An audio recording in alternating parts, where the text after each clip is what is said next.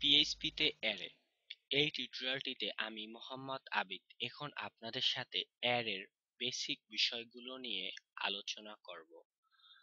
আমরা আমাদের পূর্বের ভেরিয়েবলের বেসিক টিউটোরিয়ালটিতে ভেরিয়েবলের উদাহরণ দিতে গিয়ে ভেরিয়েবলকে আমরা পাত্রের সাথে তুলনা করেছিলাম। আমরা যদি আমাদের পূর্বের উদাহরণটি মনে করি তখন আমাদের তিনটি পাত্রের কথা মনে পড়বে, অর্থাৎ একটি মিষ্টির পাত্র, একটি চিনির পাত্র ও একটি লবণের পাত্র। আমরা বাস্তব জীবনে যেমন লবণের পাত্র লবণে ব্যবহারকৃত অবস্থায় আমরা এই পাত্রে চিনি সংরক্ষণ করব না, কারণ লবণের পাত্রে চিনি সংরক্ষণ করলে লবণ ও চিনির সংমিশ্রণ হয়ে আমাদের দুটি উপাদানই নষ্ট হয়ে যাবে। ঠিক তেমনিভাবে আমরা যখন ভেরিয়েবলে স্ট্রিং, ইন্টিজার ও ফ্লোট এই তিন ধরনের ডাটা সংরক্ষণ করব, একটি ভেরিয়েবলে আমরা হয়তোবা স্ট্রিং, নয়তোবা ইন্টিজার, নয়তোবা ফ্লোট যে কোনো একটি ডাটা টাইপ সংরক্ষণ করতে পারবো। একটি ভেরিয়েবলে একই সাথে একাধিক ডাটা টাইপ আমরা সংরক্ষণ করতে পারবো না, এবং একটি ভেরিয়েবলে আমরা একাধিক ডাটাও সংরক্ষণ করতে পারবো না। ধরুন আমরা এখানে যে প্রথমে স্ট্রিং নামে ভেরিয়েবলটি দেখিতেছি, ইহার ভিতর আমি একটি স্ট্রিং ডাটা রেখেছি আবিদ আজম খান। ইহা কিন্তু তিনটি স্ট্রিং ডাটা নয়, ইহা একটি স্ট্রিং ডাটা, যাহার ভিতর আমি তিনটি ওয়ার্ড রেখেছি আবিদ আজম খান। আমি যে সময় ভেরিয়েবল স্ট্রিং কল করব তখন আমাকে পৃথকভাবে আবিদ, পৃথকভাবে আজম এবং পৃথকভাবে খান দেখানো হবে না, বরং একই সাথে আবিদ আজম খান দেখানো হবে। আমার যদি আরেকটি নাম সংরক্ষণের দরকার হয় তখন আমার আরেকটি ভেরিয়েবলে আরেকটি নাম সংরক্ষণ করতে হবে। ধরুন আমি রিফাত খান নামে একটি নাম সংরক্ষণ করতে চাই, তখন আমার আরেকটি ভেরিয়েবলের দরকার হবে এবং তার জন্য আমি আরেকটি ভেরিয়েবলের নাম ব্যবহার করব। এখানে আমি স্ট্রিং 2 নামে আরেকটি ভেরিয়েবলের নামে আমি রিফাত খান নামটি সংরক্ষণ করতে পারি, কিন্তু আমি একই ভেরিয়েবলের ভিতর একাধিক ডাটা সংরক্ষণ করতে পারি না। ভেরিয়েবলের এই প্রতিবন্ধকতা দূর করার জন্যই অ্যারের উদ্ভব, অর্থাৎ আমরা একটি অ্যারের ভিতর একই সাথে একাধিক ডাটা রাখতে পারি এবং একই সাথে একাধিক টাইপের ডাটা রাখতে পারি। অর্থাৎ একটি অ্যারের ভিতর আমরা স্ট্রিং, ইন্টিজার, ফ্লোট তিন ধরনের ডাটাই রাখতে পারি। এমনকি একটি অ্যারের ভিতর আমি অপর আরেকটি অ্যারেও রাখতে পারি। আমরা আমাদের পূর্বের ভেরিয়েবল টিউটোরিয়ালটিতে ভেরিয়েবল নিয়ে আলোচনার পূর্বে অ্যারে সম্পর্কে কিছু পূর্বাভাস, অর্থাৎ পূর্ব ধারণা দিয়েছিলাম। আমরা যদি সেই পূর্ব ধারণাটি মনে করি তখন আমাদের দুটো টেবিলের কথা মনে পড়বে, একটি পড়ার টেবিল ও একটি খাবার টেবিল। আমরা খাবার টেবিলটিকে অথবা পড়ার টেবিলটিকে আমরা অ্যারের সাথে তুলনা করতে পারি, অর্থাৎ মিষ্টি, চিনি ও লবণ এই তিনটি ভেরিয়েবল। আমার যখন মিষ্টির দরকার হবে তখন আমি মিষ্টির পাত্র ব্যবহার করব, কিন্তু আমার প্রথমে খাবার টেবিলের কাছে যেতে হবে, তারপরে আমার মিষ্টির পাত্রটি ব্যবহার করতে পারবো। তাহলে আমরা এই খাবার টেবিলটিকে আমরা অ্যারের সাথে তুলনা করতে পারি। আমরা যদি ভালোভাবে লক্ষ্য করি তাহলে দেখব যে মিষ্টি, চিনি ও লবণ, আমরা অনেক সময় এরকমের হয়ে থাকে যে আমাদের যে মিষ্টির পাত্র, চিনির পাত্র ও লবণের পাত্র, ইহার গায়ে আমরা এরকমের মিষ্টি, চিনি ও লবণ লিখে রাখি না। ধরুন আমার বাসায় আমি একজন আমার কাজের সহকারী রাখলাম, অথবা আপনি আপনার বাসায় আপনার কাজের জন্য একজন সহকারী রাখলেন এবং আপনি তাকে মিষ্টির পাত্রটি আনতে বললেন অন্য আরেকটি রুম থেকে। আপনি তাকে বললেন খাবার টেবিল থেকে মিষ্টির পাত্রটি নিয়ে আসো। এখন সে যদি আপনার বাসায় নতুন এসে থাকে তখন সে বুঝতে পারবে না কোনটি মিষ্টির পাত্র, কোনটি চিনির পাত্র ও কোনটি লবণের পাত্র।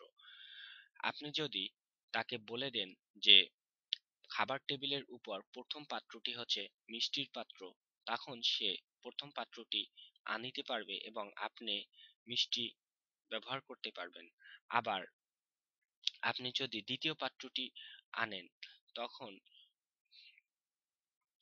তখন আপনি চিনি ব্যবহার করতে পারবেন, এবং তৃতীয় পাত্রটি আনেন তখন আপনি লবণ ব্যবহার করতে পারবেন। এর জন্য আপনার প্লেসমেন্টের দরকার হবে এবং আপনার সহকারীকে তার প্লেসমেন্ট বলতে হবে। ঠিক অ্যারেতেও একইভাবে আমরা যখন বিভিন্ন রকমের ডাটা অ্যারে থেকে সংগ্রহ করব, তখন তাদের প্লেসমেন্টও বলে দিতে হবে। অর্থাৎ আমি অ্যারের ভিতর কোন ডাটাটিকে আমার এখন দরকার হবে। আমরা যদি এখন অ্যারে নিয়ে কাজ করি, তাহলে আমাদের বিষয়গুলো আরো বেশি পরিষ্কার হয়ে যাবে। অ্যারে তৈরি করতে হলে আমার কিসের প্রয়োজন, প্রথমে আমি সেটি নিয়ে আলোচনা করব। মূলত অ্যারে হলো একটি ভেরিয়েবল, অর্থাৎ একটি বৃহৎ পরিমাপের ভেরিয়েবল, যা কিনা অ্যারে ফাংশন অথবা অ্যারে কনস্ট্রাক্ট দিয়ে তৈরি হয়। অর্থাৎ অ্যারে ফাংশন, এই ফাংশনটি দিয়ে আমরা অ্যারে ভেরিয়েবল তৈরি করব। আমরা জানি ভেরিয়েবল তৈরি করতে হলে ভেরিয়েবলের একটি নাম দিতে হয়। আমি পৃথিবীর যে কোনো নাম দিতে পারি। আমি দিতে পারি আবিদ, আমি দিতে পারি খান। আমি ধরলাম আমি একটি ভেরিয়েবলের নাম রাখলাম ভেরিয়েবল আবিদ, এবং ইহার ভিতর আমি যে কোনো রকমের ডাটা সংরক্ষণ করতে পারি। ধরলাম আমি ইহার ভিতর একটি ডাটা সংরক্ষণ করলাম, এই হ্যালো হ্যালো ওয়ার্ল্ড। এখন আমি ইহাকে একটি সাধারণ ভেরিয়েবল বলতে পারি, কিন্তু এই অধ্যায়ে আমরা অ্যারে নিয়ে আলোচনা করব। আমি একটু পূর্বে বলেছিলাম যে অ্যারেও হচ্ছে এক প্রকার ভেরিয়েবল। তাহলে আমরা ভেরিয়েবল হিসাবে ভেরিয়েবল ব্যবহার করতে হলে আমরা ভেরিয়েবলের একটি নাম দিয়েছি, এবং ভেরিয়েবলে ডাটা সংযুক্তির জন্য আমরা অ্যাসাইনমেন্ট অপারেটরও ব্যবহার করেছি। এখন আমরা এই ভেরিয়েবলে আমরা আমাদের ডাটা রাখব, এবং এই ভেরিয়েবলে আমরা যদি অ্যারে হিসাবে রাখতে চাই, তাহলে আমাদের অ্যারে ফাংশনটির দরকার হবে। এই অ্যারে ফাংশনটি ব্যবহার করে আমরা একটি ভেরিয়েবলকে অ্যারেতে রূপান্তর করতে পারি।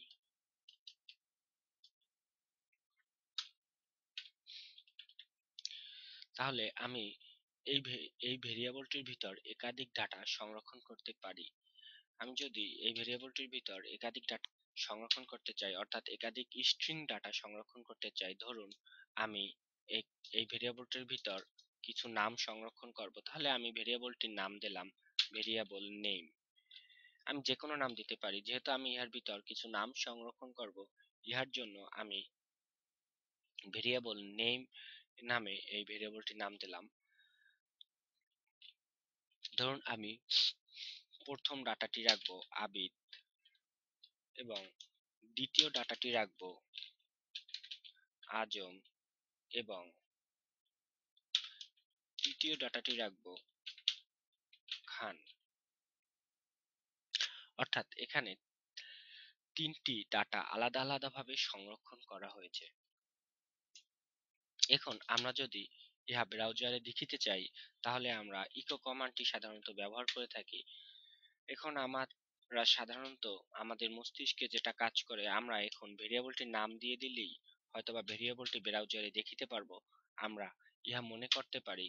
তাহলে আমরা যদি ইহাকে সেভ করি এবং ব্রাউজারে ইহার প্রিভিউ দেখি, তাহলে আমরা কি দেখতে পারবো? আসলে আমরা কোনো ডাটা দেখিতে পারবো না। আমরা আমাদের ফাইলটি বেসিক নামে সেভ করেছিলাম অ্যারে ফোল্ডারের ভিতর। আমরা যদি ইহা ব্রাউজারে প্রিভিউ দেখি, তখন কি দেখিব? যে array two string conversion in, অর্থাৎ আমরা কিছুই দেখিতে পারতেছি না। অর্থাৎ ইহা একটি অ্যারে, ইহা বলা হইয়াছে আমরা যদি অ্যারের ভিতরে ডাটা সমূহ দেখিতে চাই, তাহলে আমার ডাটাকে কল করতে হবে, অর্থাৎ আমি এই অ্যারের ভিতর আবিদ রেখেছি প্রথম স্থানে এবং আজম রেখেছি দ্বিতীয় স্থানে এবং খান রেখেছি তৃতীয় স্থানে। আমরা যদি আমাদের উদাহরণটির দিকে লক্ষ্য দিই, আমরা যদি আমাদের মিষ্টির দরকার হয় তাহলে আমরা প্রথম পাত্রটি ব্যবহার করব, আমাদের চিনির দরকার হলে আমরা দ্বিতীয় পাত্রটি ব্যবহার করব এবং আমাদের লবণের দরকার হলে আমরা তৃতীয় পাত্রটি ব্যবহার করব। ঠিক একইভাবে আমরা অ্যারে ব্যবহার করতে হলেও আমাদের যে সময় কোনো ডাটা আমাদের কল করার প্রয়োজন হবে তখন তাদের প্লেসমেন্ট বলে দিতে হবে। এখন আমরা সাধারণত দেখিতে পাইতে আছি এখানে যে আবিদ প্রথম স্থানে আছে, আজম দ্বিতীয় স্থানে আছে এবং খান তৃতীয় স্থানে আছে।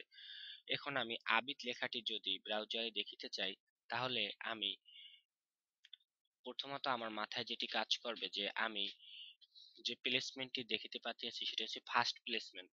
তাহলে আমি প্লেসমেন্টটি যেভাবে লিখব, আমরা ভেরিয়েবলের ভিতর একটি অ্যারে ভেরিয়েবলের ভিতর যখন আমরা একটি ডাটাকে প্রকাশ করতে বলবো তখন আমরা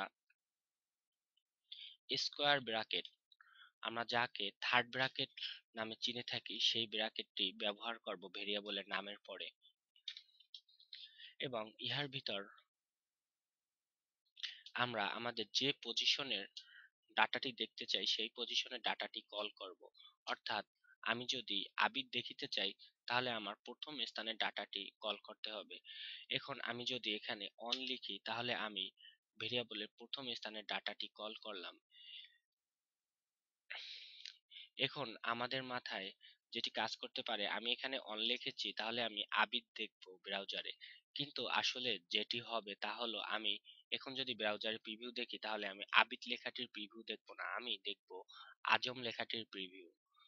আমরা সবাই হতাশ হতে পারি যে এখানে আমার আবিদ লেখাটির প্রিভিউ দেখার কথা কিন্তু আমি আজম লেখাটির প্রিভিউ দেখেছি কেন। আমি আবার আমার উদাহরণে ফেরত যাই, তাহলে আপনাদের বুঝিতে সুবিধা হবে যে আসলে পিএইচপি তে ঘটনাটি কি ঘটিতেছে। অর্থাৎ পিএইচপি তে যখন অ্যারের ভিতর ডাটা সংরক্ষণ করা হয় তখন প্রথম প্লেসকে পিএইচপি 0 হিসাবে কাউন্ট করে, দ্বিতীয় প্লেসকে পিএইচপি অন হিসাবে কাউন্ট করে এবং তৃতীয় প্লেসকে পিএইচপি 2 হিসাবে কাউন্ট করে। এভাবে পিএইচপি তার ডাটা কাউন্ট করতে করতে যায়, অর্থাৎ পিএইচপি 10 নাম্বার ডাটাটিকে 9 নাম্বার ডাটা হিসাবে কাউন্ট করে ইন্ডেক্স অ্যারের ভিতর। আবার পিএইচপি 100 নাম্বার ডাটাটিকে 99 নাম্বার ডাটা হিসাবে কল করে, যেহেতু পিএইচপি প্রথম ডাটাটিকে 0 হিসাবে কাউন্ট করে।